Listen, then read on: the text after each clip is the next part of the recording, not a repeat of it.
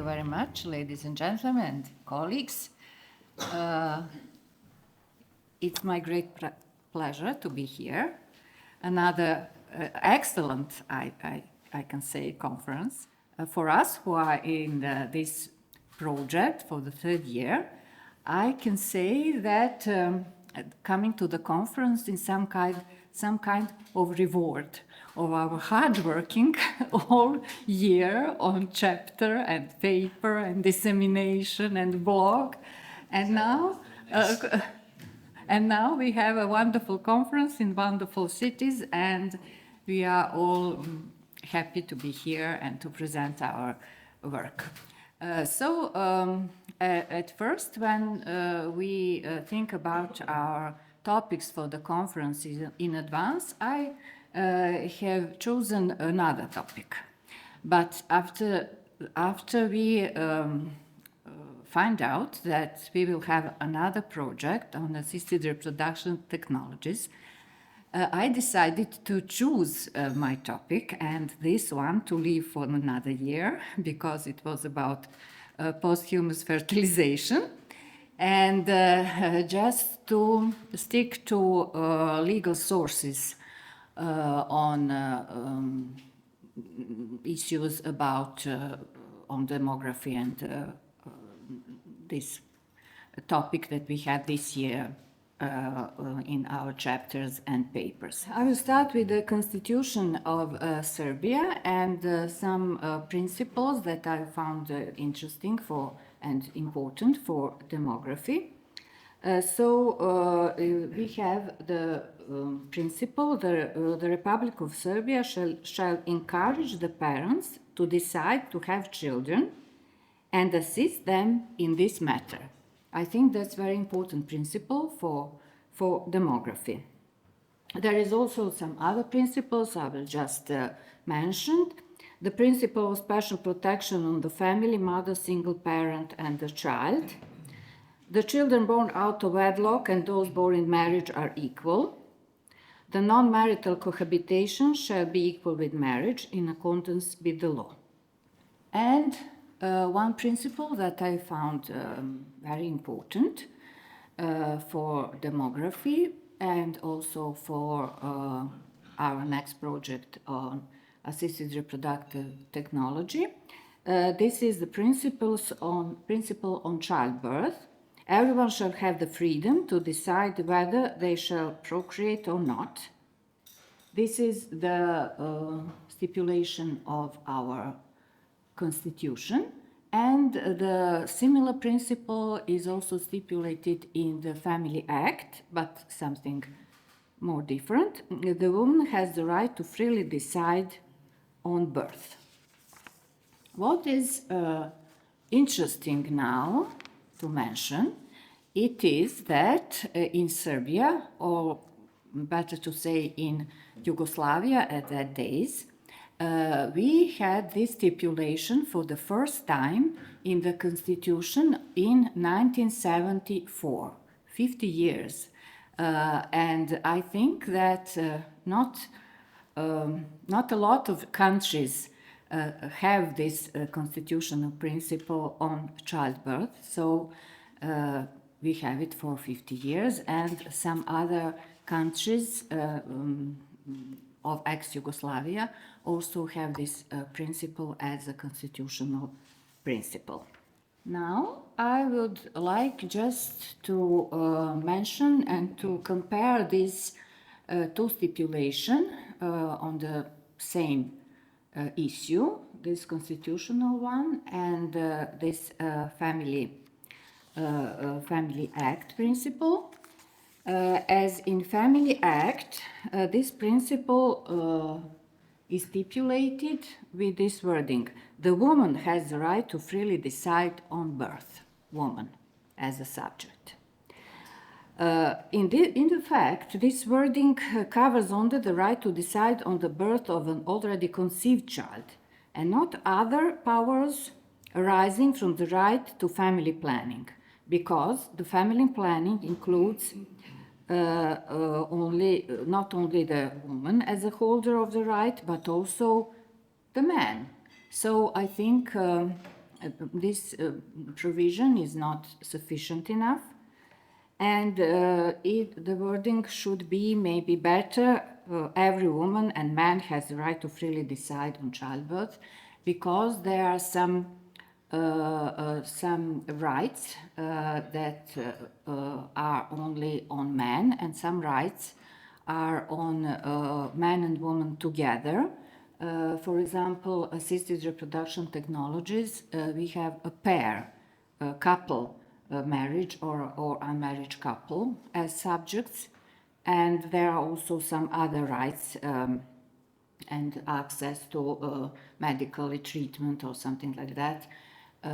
So it's not sufficient enough to put it as woman has the right to decide on childbirth. Of course, the woman, in my opinion, the woman has to be one who is able to decide of the birth of already conceived child, not someone else, if it is like that stipulated in laws.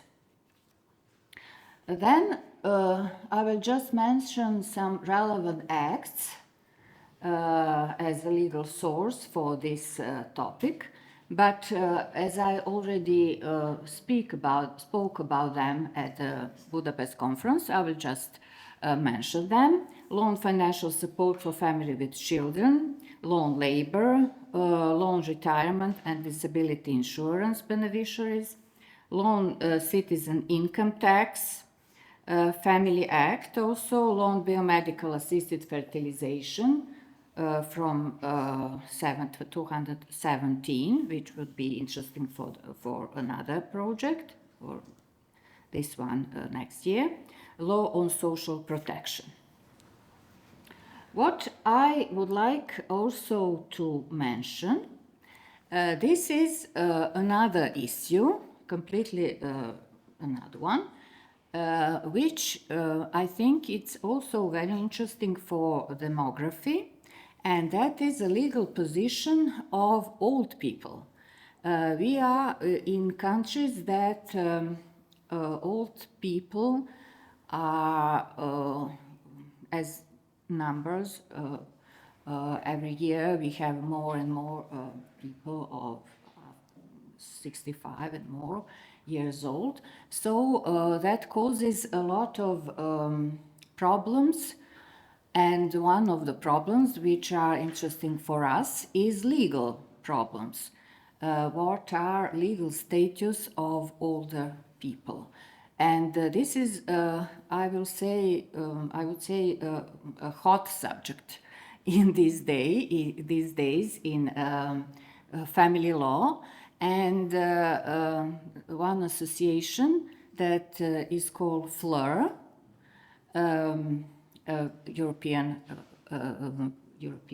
New European organization, and we are also included in the project of these issues. And it's very interesting to find out how some countries, which are very modern, deals with legal status of older people. Serbia tried to find out some solutions for people who are, let's say, old or have some other problems.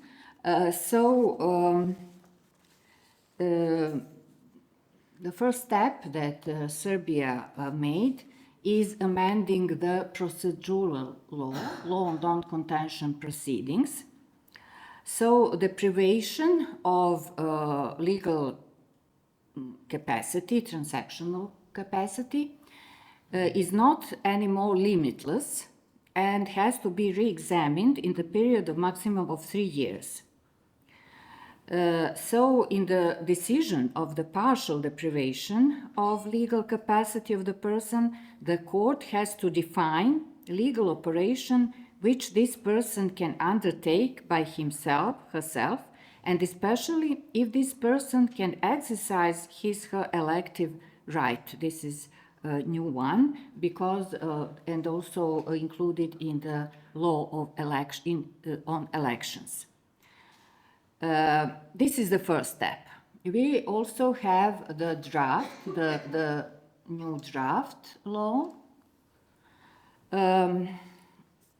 And this draft law on amendments to Family Act empowers vulnerable adults in several ways.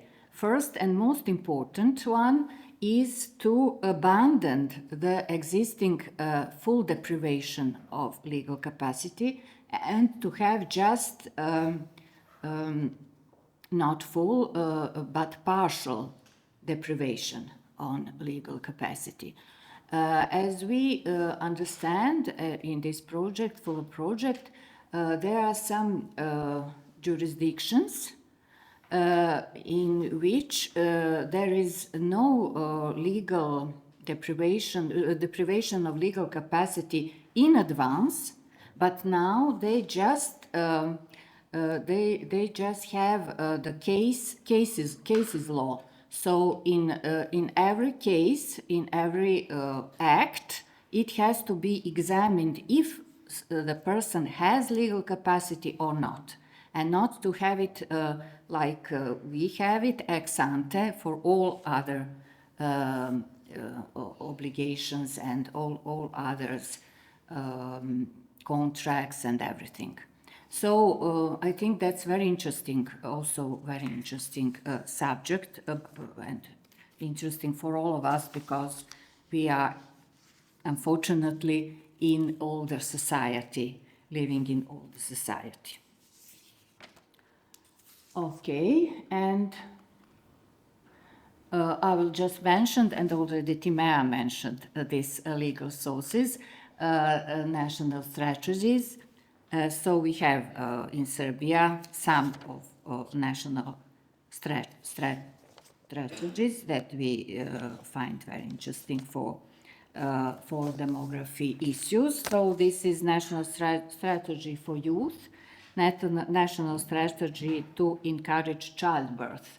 That would be also interesting legal source for another project. And what I found also important to say, this is that in Serbia, probably in other countries, are also very important to know some rules of some companies in accordance with childbirth. So we have some laws, let's say bylaws, of some companies which are the example of good practice of how they treat new mothers and also fathers better. I think this is improvement if we compare with acts, legal acts that we have in Serbia. So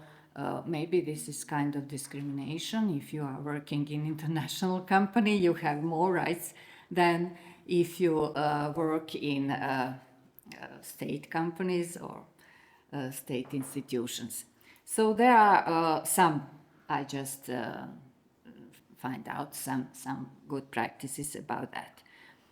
So first one, international company who has, I think, good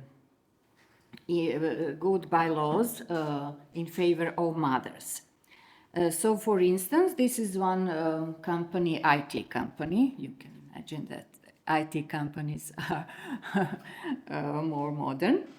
In this company, the so-called soft landing for mothers after returning from maternity leave is introduced, soft landing. That means first 2 weeks upon the return to work, the working engagement is to be 50%, meaning working 4 hours for a new mother.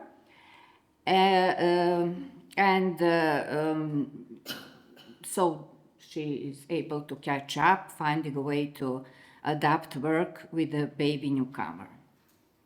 After those first 2 weeks, the next 10 weeks, the working engagement is to be 6 hours, a day, leaving more baby time on kindergarten adjustments. There is also paid leave for 20 working days that can be used until the child turns 1 year. So this is additional to state rules. Also in demography, and we all knew that sometimes father's role is more important than some beneficiaries, some rights that could be money rights. So father's role in the family could be very stimulating for childbirth, and this is also a very important question. So there is the research on the role of the father of the family conducted by one association. The name of the association is First Time with Father. And the fathers in Serbia, they concluded that fathers in Serbia do not participate equally in the responsibility of children, and the majority of research respondents believe that the role of the father in the upbringing of children is important only from the age of 3. Only from the age of 3. Of course, it is not like that. The father could be included in the child raising from the first day, in my opinion. This association has already 10 years stance for a more active role of father in children's lives. This was also the reason to send a letter to Ministry of Family Care to support their initiative for Serbia to have a Father's National Day, and more than 50 countries in the world already done it. The association states in that survey, which they conducted on the occasion of International Father's Day, and shows that as many as about 60% believe the fathers do not participate equally in the responsibility towards children, while slightly more than 35% think that both mothers and fathers share their duties. And we have an answer of one international company in favor of fathers. So this is the company of L'Oreal company. So they introduced in their bylaws from 2021 the paternity leaves.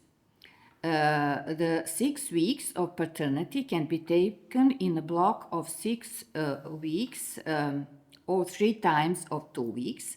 The deadline for using the paternity leave is 36 months after eligibility starts, childbirth or adoption.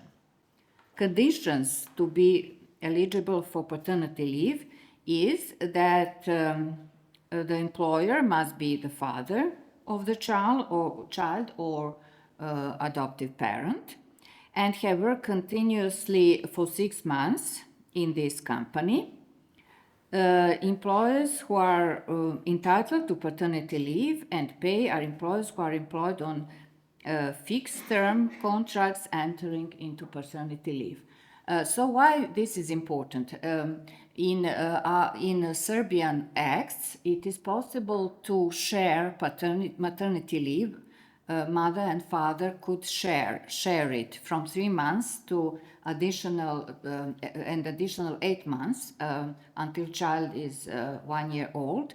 Mothers and fathers could share maternity leave. So it is possible for mother to use it whole year, and also it is possible to share it. That the mother will have maybe 3 months, and additional 8 months could be used by fathers. And we already have some examples of this practice, which I found very interesting and good for young families in some cases. But this international company, the leave that they introduced is the leave of the fathers who will be together with the mother at home, not just to share the time, but they are not, these man employees are able to stay at home together with the mother after the birth of the child. So I think there are just two examples of, I think, very good practice and very stimulating for young parents, and they can use all these bylaws stipulation. So this is just some data, and with that I would like to finish my presentation, and thank you very much for your attendance. And